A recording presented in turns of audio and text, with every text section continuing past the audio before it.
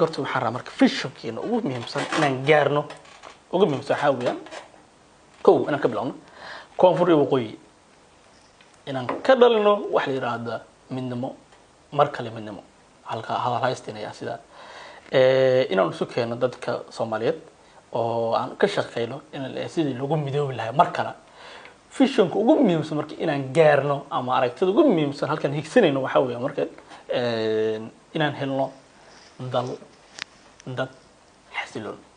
iyo ummad midaysan oo ah shanta Soomaaliyeed inaan raadino waxay u baahan tahay marka in la helo shanta Soomaaliyeed caqabado badan ayaa jira waan ogsoonay ma ahan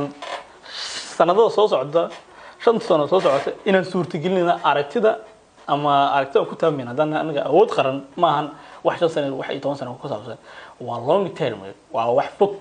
oo caruurta anaga waan dhalnay inay suurtageliyaan rajeynano runtii anaga waxaan rabnaa inaan base iyo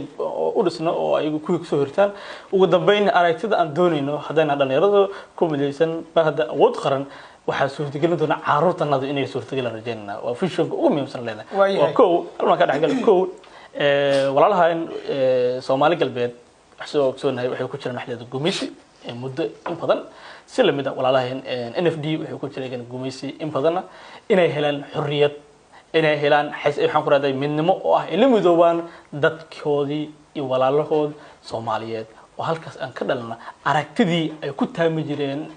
ururkii SWL oo ahaa Soomaali weyn sidee baan ku heli karnaa wax ugu muhiimsan marka waxa weeyaan oo anagu halku dhig inoo ah ama muut inoo ah waxa weeyaan slogan inoo ah waxa weeyaan